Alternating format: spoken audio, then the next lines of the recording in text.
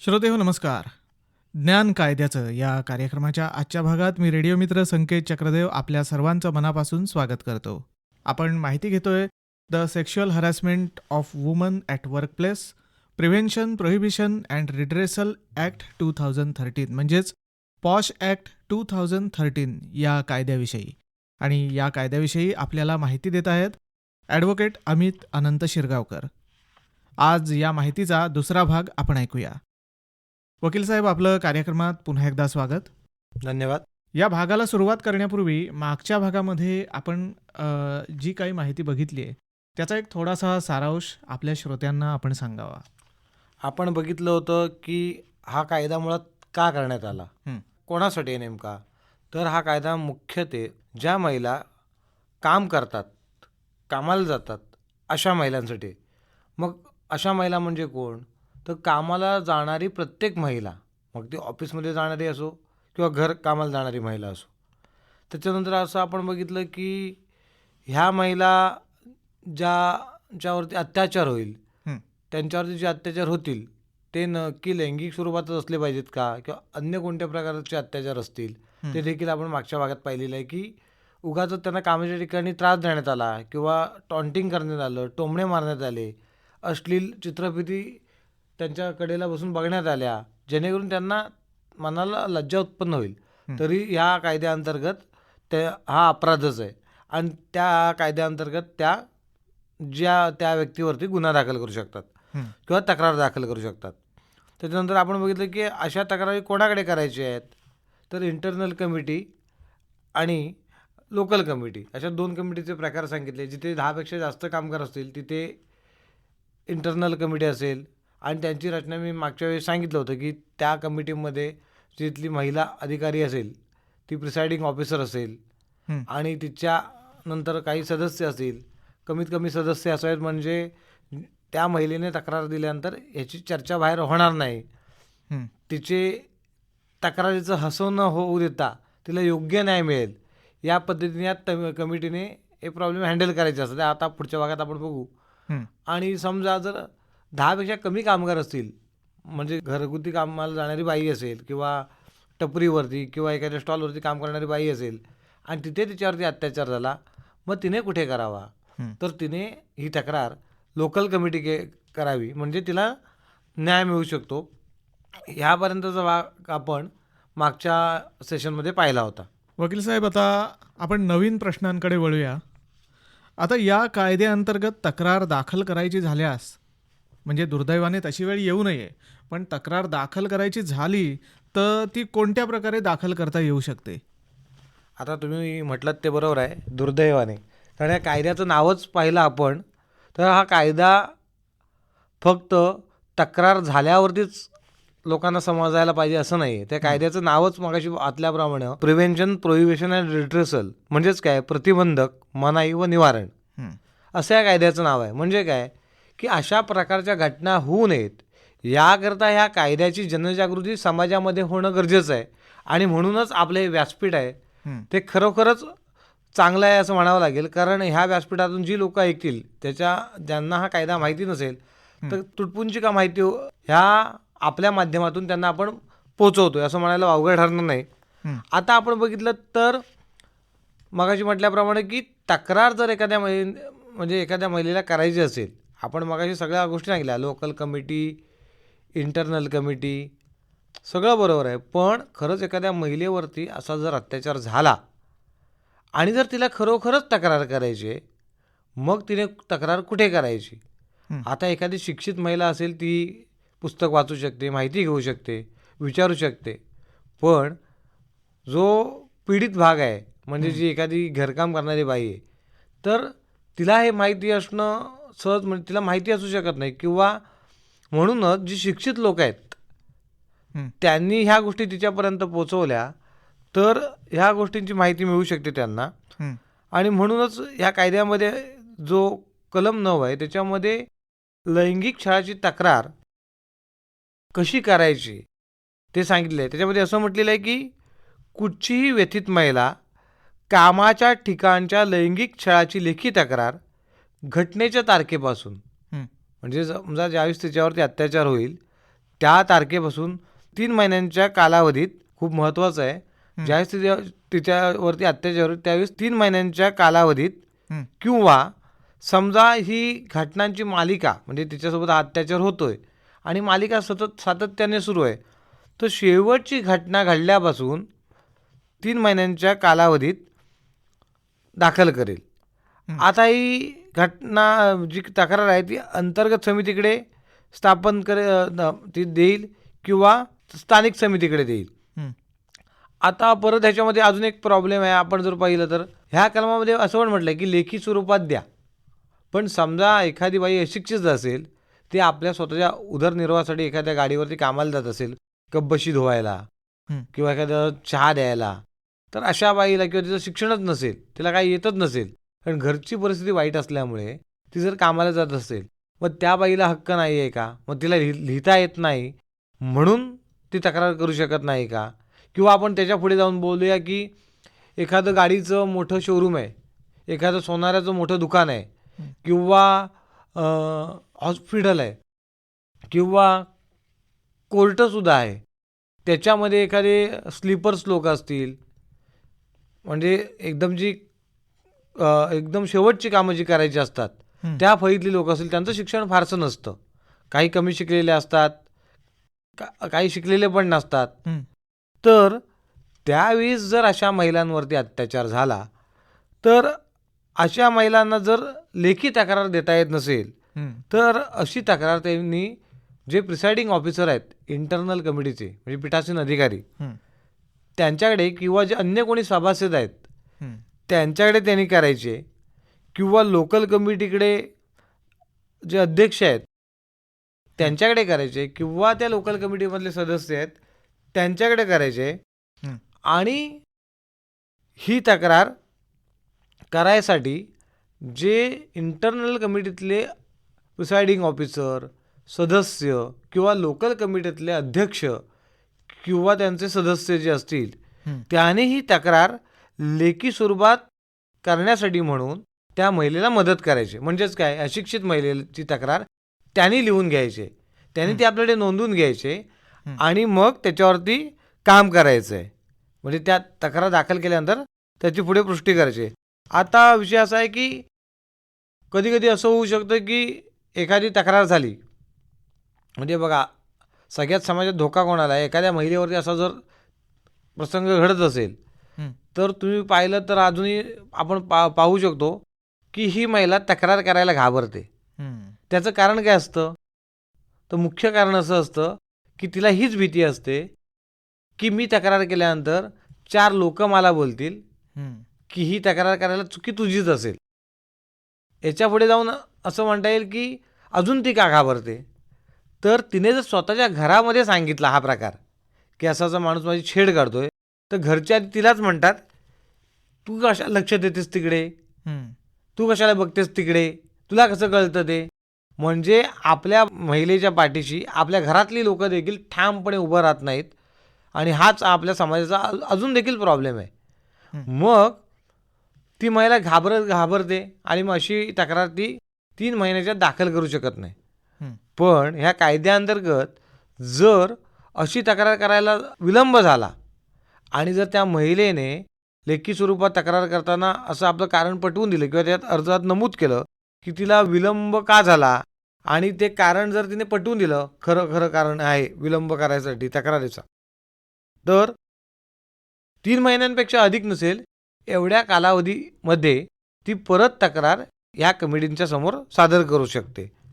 आता परत त्यामध्ये असं आहे की एखाद्या कामामध्ये जात असताना समजा एखादी महिला तिच्या शारीरिक किंवा मानसिक असमर्थतेमुळे किंवा तिचा समजा म्हणजे मृत्यू झाला, हं. म्हणजे अशी हॅरेसमेंट होते, तिचा छळ होतोय आणि तिला तक्रार करायला संधीच नाही मिळाली किंवा तिच्यावरती एवढा अत्याचार झाला की तिचा अपंगत्व आलं हं. किंवा तिला काहीतरी मोठी डिसॅबिलिटी आली, म्हणजे तिच्यावरती काही अत्याचार असा होत असेल आणि काही प्रॉब्लेम क्रिएटच झाला मोठा आणि तिला स्वतःहून तक्रार करता येत नसेल, हं. तर तिचा जो कायदेशीर वारस आहे किंवा कायद्यामध्ये असे नमूद व्यक्ती ज्या आहेत जे तिला मदत करू शकतात, अशा व्यक्तींची सुद्धा लेखी तक्रार ह्या कायद्याअंतर्गत तिला करता येऊ शकते आणि आपल्यावरती झालेला जो अत्याचार आहे हं. तो या समितींच्या पुढे आणला जाऊ शकतो आणि त्यासाठी न्याय मागितला जाऊ शकतो. आता एकदा तक्रार केल्यानंतर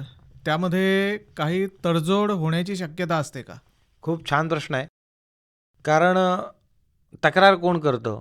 हं. म्हणजे आता तुम्ही पण बघाल की आपण जर गेलो तर प्रत्येक वेळी एखादी गोष्ट घडत असेल तर आपण ती निग्लेक्ट करत असतो. म्हणजे एखाद्या माझ्यावरती पण अन्याय झाला तर मी निग्लेक्ट करतो. हं. तर सर्वसामान्य माणूस तेच करत असतो. रोजच्या रोज आयुष्यात आपण वागत असताना आपण प्रत्येक वेळी पाहिलं समाजामध्ये तर काही काही किरकोळ प्रॉब्लेम्स येत असतात जे आपल्याला खटकत असतात. हं. पण प्रत्येक वेळी आपण ती तक्रार करतो का? तर त्याचं उत्तर नाही असंच आहे. हं. मग जर असे प्रॉब्लेम्स कधी क्रिएट होतात? ज्यावेळेस एखाद्या गोष्टीचा वारंवार त्रास जर मला होत असेल, हं. मी ती थांबवायचा आधी प्रयत्न करतो. थांबवायचा प्रयत्न करत असताना सुद्धा ती गोष्ट थांबत नसेल, असह्य होत असेल मला, तरच एखाद्या गोष्टीची तक्रार होते, सामान्य माणसा थ्रू सुद्धा. तर महिलांच्या बाबतीत पण असंच आहे. म्हणजे तुम्ही जर बघितलंत की कामाच्या ठिकाणी एखादे नवीन लोक कामाला लागलेले असतात. हं. वय फार खूप कमी असतात आणि तुम्हाला गाणं माहितीच असेल की 16वं वर्ष धोक्याचं. हं. आपल्याकडे 18 वर्षाची लोक असतात, त्यांचं वय पण धोक्याचंच असतं आणि मग कदाचित ते अट्रॅक्शन असतं. हं. अट्रॅक्शन होता होता तिथे एखाद्या बाईने बघितलं किंवा एखाद्या मुलीने बघितलं तर त्याला वाटतं की ती माझ्या प्रेमात पडले. हं. ती भावाच्या नजरेने बघत असते. पण हा एखादा व्यक्ती असतो तो असं समजून जातो की नाही आपल्याकडे बघतायत याचा अर्थ काय आपल्या प्रेमात पडल्यात. हं. त्यांना समोरच्या व्यक्तीला वाटत असतं की हा व्यक्ती आपल्याकडे बघतोय म्हणजे माझा भाऊच माझ्याची काळजी घेतोय. पण त्यांना हे माहीत नसतं की हा चुकीच्या नजरेने बघतोय. मग अशी चुकीची नजर पडत पडत म्हणजे संभाषण होत नाही पण चुकीचे अर्थ घेतले जातात हं. आणि मग चुकीचे अर्थ लावले जातात. मग ह्याचं रूपांतर कधी कधी ह्या कायद्याअंतर्गत तक्रारीत होऊ शकतं. हं. म्हणजे एखाद्या व्यक्तीला वाटू शकतं समोरची व्यक्ती आपल्याला पण म्हणजे लाईक करते. हं. जसं आपल्याला ती आवडते तसं आपणही तिला आवडतोय म्हणून तिच्याकडे बघण्याचा दृष्टिकोन बदलत जाऊन ती व्यक्ती चुकीचं काहीतरी बोलू शकते. एकदा विचारलं ठीक आहे बाबा समजू शकतो समोरच्या माणसाला नाही पण त्रास व्हायला लागला. कधी कधी होतं की बाबा एकदा नाही दुसऱ्यांदा प्रयत्न करूया तिसऱ्यांदा प्रयत्न करूया. पण त्या समोरच्या व्यक्तीला जर त्रास झाला आणि जर तिने तक्रार केली तर ह्या कमिटीकडे तक्रार होईल. हं. पण सगळ्यात महत्त्वाचा भाग हाच आहे की तक्रार केल्यानंतर समजा जी प्रतिवादी म्हणजे जिच्या विरुद्ध तक्रार झाली हं. त्या व्यक्तीची जर चूक नव्हती असं आपण म्हणजे चुकली ती व्यक्ती पण हं. एका लिमिटच्या बाहेर जाऊन त्यांनी जर चुकीचं वर्तवणूक केली नसेल हं. म्हणजे एका कंट्रोलपर्यंत त्यांनी वर्तवणूक केली नसेल. कधी कधी कसं होत असतं की काही लोकांना आपल्या भावना थांबवता येत नाहीत. त्याच रस्त्याला जायचं असं काही काही लोकांचं असतं. हं. मग अशा वेळीस जर एखाद्या व्यक्तीच्या विरुद्ध तक्रार झाली आणि समजा त्या व्यक्तीच्या विरुद्ध तक्रार झाल्यानंतर त्या समितीकडून त्या व्यक्तीला सांगण्यात आलं की तुझ्याबद्दल अशी तक्रार झाली. पण जर ज्या व्यक्तीने म्हणजे ज्या महिलेने हं. अशा व्यक्तीच्या विरुद्ध तक्रार केली तिला देखील असंच हवं असेल की ठीक आहे झालं सांगून पण ऐकत नव्हताच सांगून 10 वेळा सूचना देऊन पण ऐकत नव्हताच म्हणून नाईलाज असतो तिला पण तक्रार करावी लागली. हं. तिची इच्छा नसेल की बाबा तक्रार पुढे चालवायची आहे म्हणजे ह्याला पोलिसांच्या ताब्यात द्यायचं आहे असं तिच्या मनात नसेल तर तिच्या विनंतीनुसार अशी तक्रार मागे घेतली जाऊ शकते. म्हणजे तिची विनंती जर तिने केलं की बाबा जी घटना घडली समोरची व्यक्ती माझ्याकडे माफी मागते माफीनामा लिहून देते ह्याच्यापुढे त्रास होणार नाही असं म्हणते तर ज्या व्यक्तीला त्रास झाला आहे ती व्यक्ती स्वतःच्या मर्जीने ती तक्रार मागे घेऊ शकते. आता त्याच्यामध्ये पुढे असं पण आहे की अशी तक्रार जर मागे म्हणजे काय होईल ह्याचा दुरुपयोग पण केला जाऊ शकतो. म्हणजे तक्रार केली हं. का करायची तर पैसे काढण्यासाठी. म्हणजे कधी कधी कायद्याचा फायदा करण्यापेक्षा कायद्याचा गैरफायदा घेणारे पण असतात. हं. मग अशी तक्रार मुद्दामून करायची आणि मग पैसे घ्यायचे समोरच्या व्यक्तीकडून आणि मग तक्रार मागे घ्यायची. तर असं या कायद्यामध्ये अपेक्षित नाही. या कायद्यामध्ये स्पष्टपणे नमूद आहे की आर्थिक जर समझोता करण्यात आला तर अशा तक्रारी मागे घेतल्या जाणार नाहीत. हं. म्हणजे हा कायदा काय सांगतो, की खरोखरच ज्या महिलांवरती असे प्रसंग घडलेत आणि त्यांची जर इच्छा असेल, की अशा प्रकारच्या तक्रारी झालेल्या मागे घ्यायची, तरच ती तक्रार मागे घेता येईल. आर्थिक समझोत्याने ती तक्रार मागे घेता येणार नाही. हं. आणि मग अशी जी महिला असेल, आपली विनंती असेल, ती लेखी स्वरूपात हं.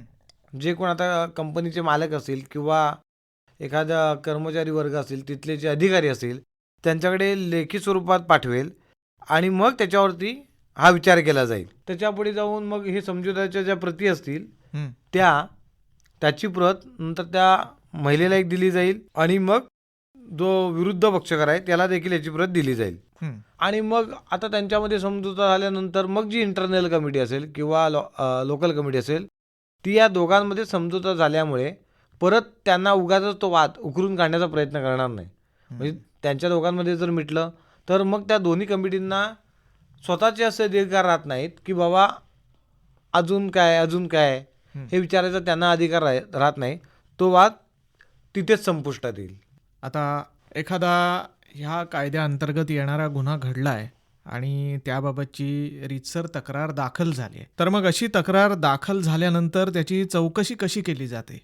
आता असं आहे की इंटरनल कमिटीकडे किंवा लोकल कमिटीकडे जेव्हा प्रतिवादी म्हणजे ज्याच्या विरुद्ध तक्रार झाली तो कर्मचारी असेल, हं. तेव्हा त्या कर्मचारी जर त्या चौकशीत दोषी आढळला किंवा त्याच्यामध्ये जो कर्मचारी आहे तो त्याला लागू असलेल्या सेवा नियमांच्या तरतुदीनुसार हं.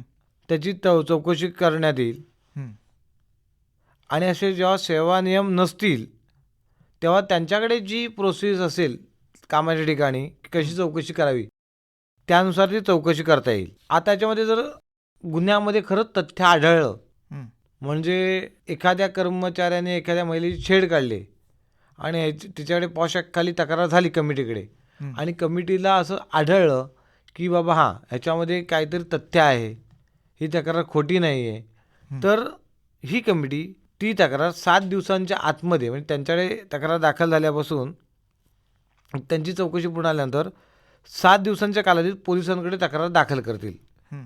आता ज्यावेळेस एखाद्या कामामध्ये म्हणजे एकाच कामाच्या ठिकाणी जर कर्मचारी असतील दोन्ही पक्षकार, हं.